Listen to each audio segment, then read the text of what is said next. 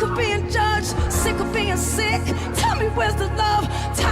When I came back from that, I started changing everything. I had a bunch of fake friends. I had people that they weren't fake, but they just wanted what they wanted. Don't cry when you hear the tragic news about Alicia Keys. Her rise to fame was darker than the world ever knew. Is there anybody who was scared to perform after you? Everybody! I would imagine everybody. While she was winning Grammys and selling millions of records, Alicia was fighting off predators at Columbia Records, stealing a married man from his wife, and hiding behind a carefully constructed image that had nothing to do with who she really was. I got more takes on you too, Alicia Keys. Alicia fraud. Alicia, I'll do anything to not look gay.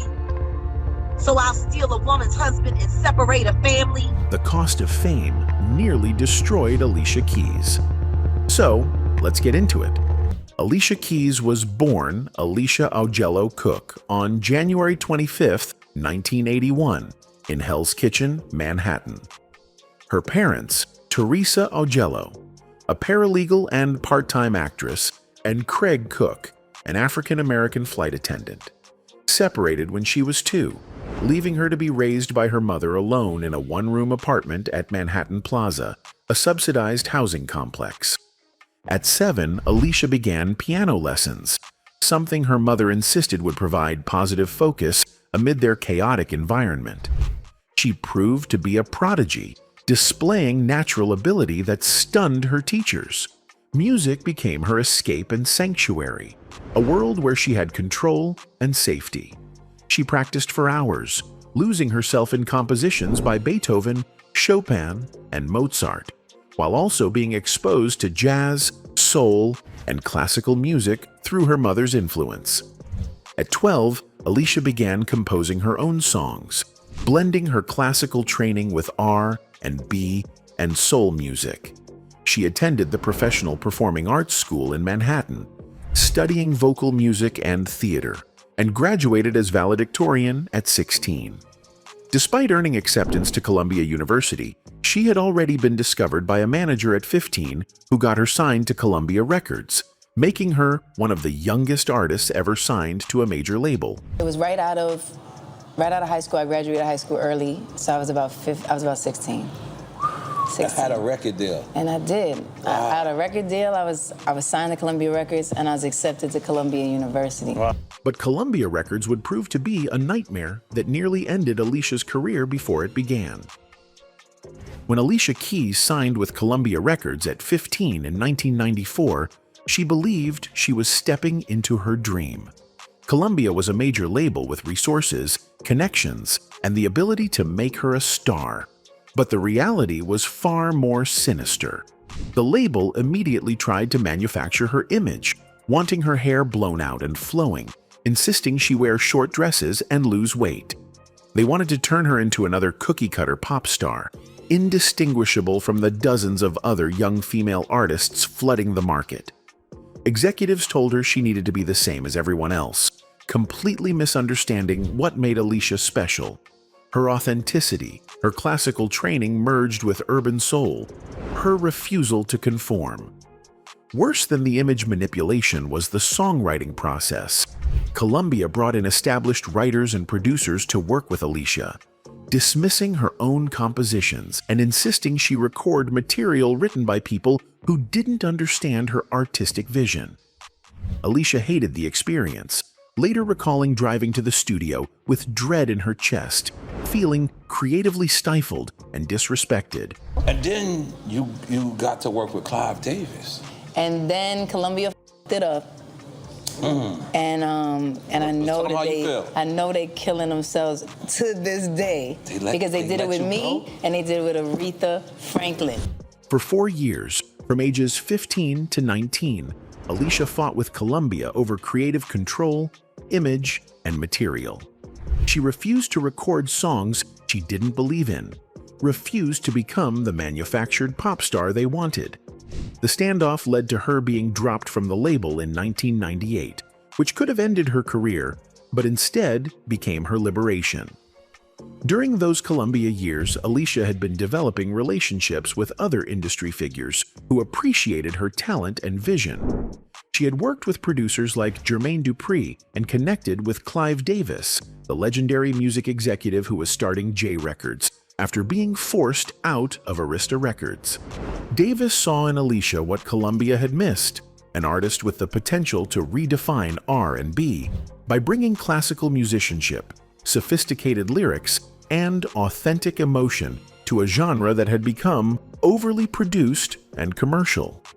In 1998, Alicia signed with J Records, and Davis gave her something Columbia never had: creative freedom. She could write her own songs, produce her own material, and present herself authentically rather than as a manufactured product. The change was transformative. Well, how proud you must be. Very proud. Yeah, you knew right away, did you? Well, she's a no-brainer. She has stunning beauty. She writes all her own songs. She's really the most gifted young female talent around. Freed from Columbia's restrictions, Alicia poured herself into creating her debut album, writing songs that processed her experiences with abandonment, survival, love, and self-discovery. She was finally becoming the artist she'd always known she could be.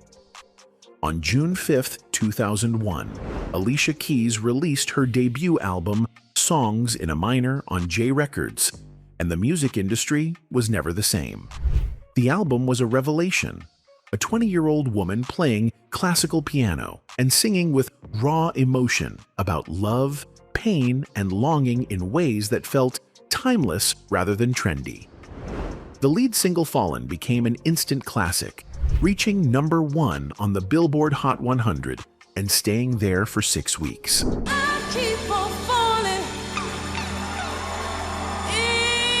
The song's simple but powerful melody, anchored by Alicia's piano playing and passionate vocals, captured something essential about the complexity of love. How you can recognize someone is bad for you, but be unable to walk away. The music video, featuring Alicia with her signature cornrows playing a Yamaha piano, introduced her visual aesthetic and established her as an artist with a distinct identity. Songs in a Minor debuted at #1 on the Billboard 200, selling 236,000 copies in its first week. Extraordinary numbers for a debut artist. The album would eventually sell over 12 million copies worldwide, going platinum multiple times and establishing Alicia as one of the most successful new artists of the decade. But commercial success was only part of the story. Critics praised the album's sophistication, noting how Alicia seamlessly blended classical piano, jazz influences, and contemporary R&B in ways that felt organic rather than forced. Songs like A Woman's Worth became anthems of self-respect and empowerment, while tracks like Someday We'll All Be Free showcased her ability to interpret classics with reverence and originality. At the 44th Grammy Awards in 2002, Alicia Keys dominated, winning 5 awards, including Best New Artist, Song of the Year for Fallen, and Best R&B Album for Songs in a Minor. At just 21 years old, she stood on stage accepting Grammy after Grammy, vindicating every decision she'd made to fight Columbia Records and wait for the right opportunity. The Grammy goes to Alicia Keys for Fallen. I keep on falling.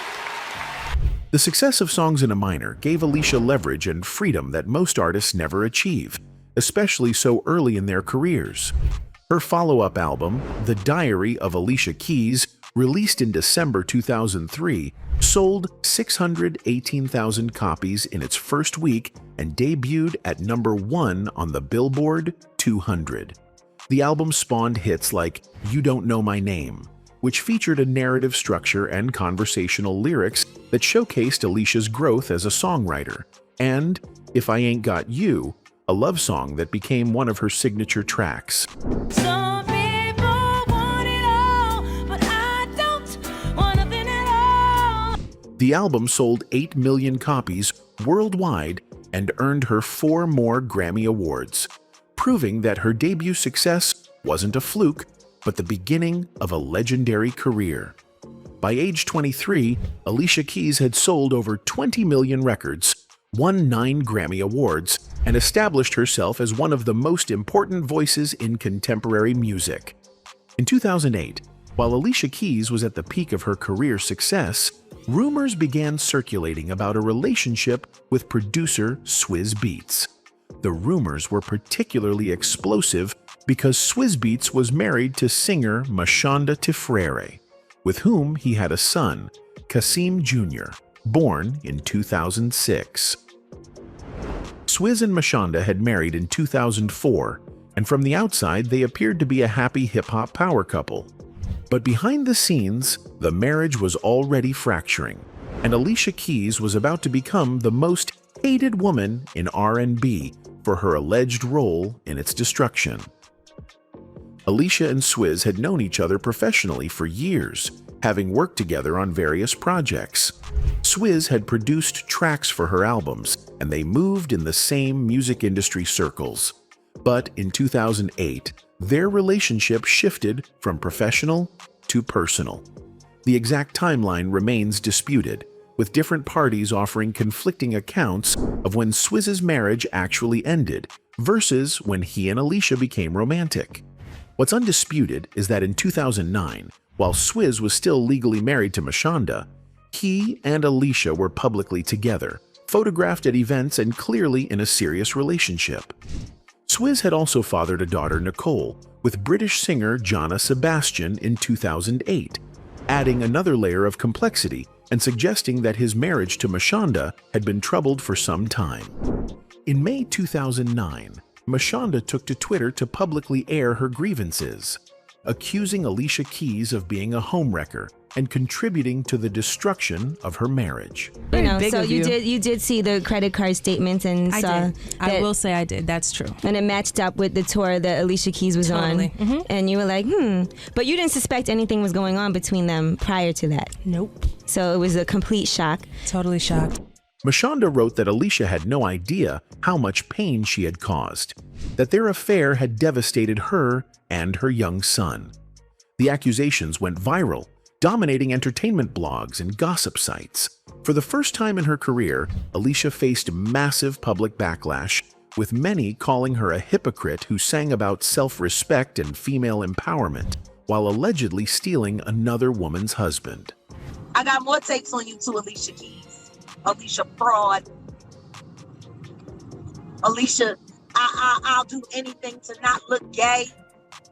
So I'll steal a woman's husband and separate a family. Alicia initially remained silent, refusing to engage in the public drama or defend herself against Mashonda's accusations. Some interpreted her silence as guilt, others as dignity, and a refusal to feed the media circus.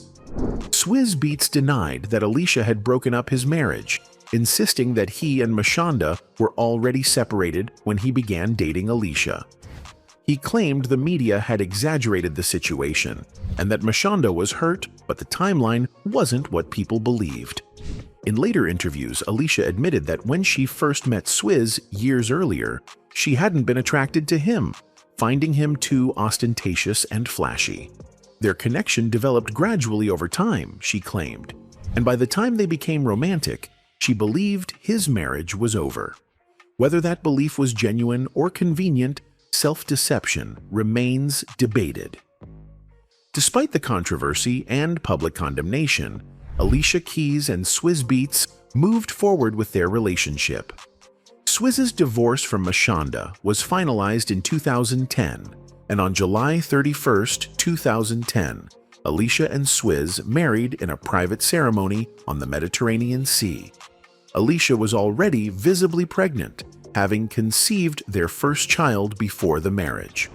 On October 14, 2010, she gave birth to their son, Egypt Daoud Deen, named after the country where Swizz had proposed.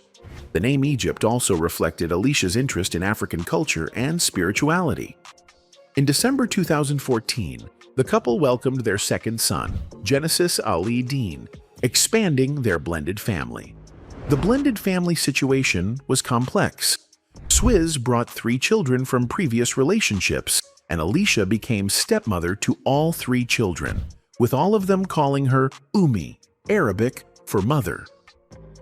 Years after the initial scandal, something remarkable happened. Alicia, Swizz, and Mashonda reconciled. Each of you, one word to describe your blended family. Flow, my inspiration. In March 2018, they released a book together titled Blend: The Secret to Co-Parenting and Creating a Balanced Family, detailing their journey from anger and pain to forgiveness and cooperation. The book was praised for its honesty about the challenges of co-parenting and the work required to move past betrayal and hurt. Photos emerged of the trio vacationing together with all their children, presenting an image of modern family dynamics that prioritized children's well-being over adult ego and resentment. However, in 2025, new controversy erupted when rumors surfaced claiming Swizz had cheated on Alicia and fathered a child outside their marriage. The rumors spread rapidly on social media, with many pointing out the irony. The man Alicia had allegedly stolen from his first wife was now reportedly cheating on her in the same pattern. Both Alicia and Swizz publicly denied the rumors, with Swizz calling them completely false and emphasizing his commitment to his wife and family. Whether the denials were truthful or damage control remained unclear, but the speculation highlighted that the shadow of how their relationship began continued to haunt them 15 years later. In May 2016, Alicia Keys made a decision that would dominate conversations about beauty standards, authenticity, and female empowerment. She announced she would no longer wear makeup in public. The decision came after a photo shoot where she felt disconnected from the heavily made-up woman staring back at her in the mirror. She wrote an essay explaining that she was tired of covering herself up, tired of pretending to be perfect, and wanted to show her natural self to the world. For Alicia, going makeup-free was about radical self-acceptance and rejecting beauty industry pressures that told women they needed cosmetics to be acceptable. Her first major public appearance without makeup came at the 2016 MTV Video Music Awards, where she hosted the entire show with a completely bare face.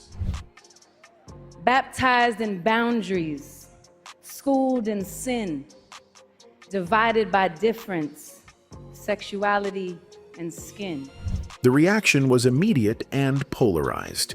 Many praised her courage and authenticity, calling her a role model for young women who felt pressured to meet unrealistic beauty standards.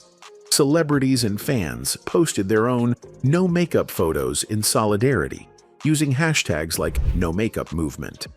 But criticism was equally vocal. Some argued that it was easy for a beautiful, wealthy celebrity to reject makeup since she had professional skincare, lighting, and natural beauty most women didn't possess. Others pointed out the privilege of being able to make such a choice without professional consequences. Most working women couldn't show up to jobs makeup-free without judgment. The most cutting criticism came from those who saw the no-makeup stance as performative and hypocritical. They noted that Alicia still had her eyebrows shaped, her skin professionally treated, her hair styled, and her clothes designer. She wasn't truly showing herself as nature made her. She was showing a carefully curated version of natural that still required money, time, and beauty labor. Alicia defended herself against accusations of hypocrisy, explaining that the no-makeup choice was personal and about her relationship with herself, not a judgment on women who chose to wear makeup. She emphasized that skincare and self-care weren't the same as covering yourself up with cosmetics, and that her brand was about wellness and self-love rather than meeting external beauty standards. But the controversy revealed the impossible standards female celebrities face. Criticized for wearing too much makeup, criticized for wearing none, unable to make any choice about appearance without it becoming a political statement dissected and judged by millions.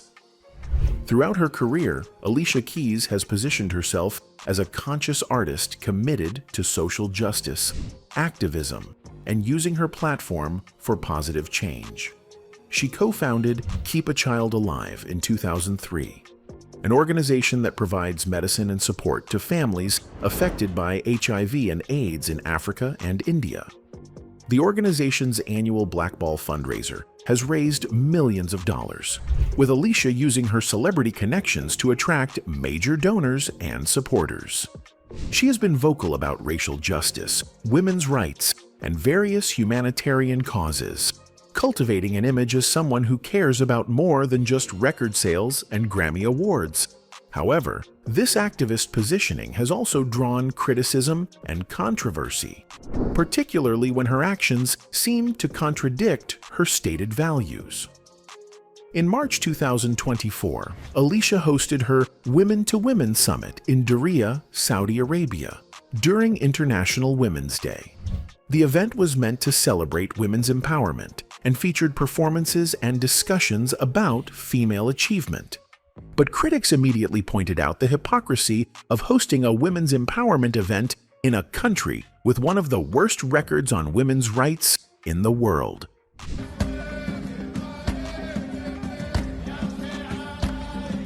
Saudi Arabia only recently allowed women to drive, maintains male guardianship laws that restrict women's freedom, and has been accused of numerous human rights violations. Activists argued that Alicia's participation legitimized the Saudi regime and allowed them to use her celebrity for reputation laundering. Alicia defended the event, claiming that change happens through engagement and conversation, rather than boycotts and isolation. She argued that Saudi women deserve to see powerful female role models, and that her presence could inspire them to continue fighting for their rights. But many felt this was naive at best and complicit at worst, that taking Saudi money to perform while women in that country remained oppressed was fundamentally unethical, regardless of the stated intentions. The controversy highlighted the difficult terrain celebrities navigate when engaging with authoritarian regimes, and the question of whether participation constitutes support. As of 2025, Alicia Keys is 44 years old and remains one of R&B's most accomplished and respected artists. She has sold over 90 million records worldwide, won 16 Grammy Awards, and established herself as not just a singer, but a pianist, songwriter, producer, actress, and now Broadway composer. Her influence on R&B and pop music is undeniable. Alicia brought classical musicianship back to mainstream R&B at a time when the genre was dominated by programmed beats and minimal live instrumentation. She proved that audiences craved authenticity, emotional depth, and technical skill, paving the way for artists like H.E.R., S.Z.A., and countless others who blend genres and prioritize musical craft. Her success as a self-contained artist who writes, produces, and plays instruments on her own records challenged industry norms and inspired a generation of women to demand creative control rather than accepting whatever producers and labels offered them. Anyway, that's it for the video, folks. Bye.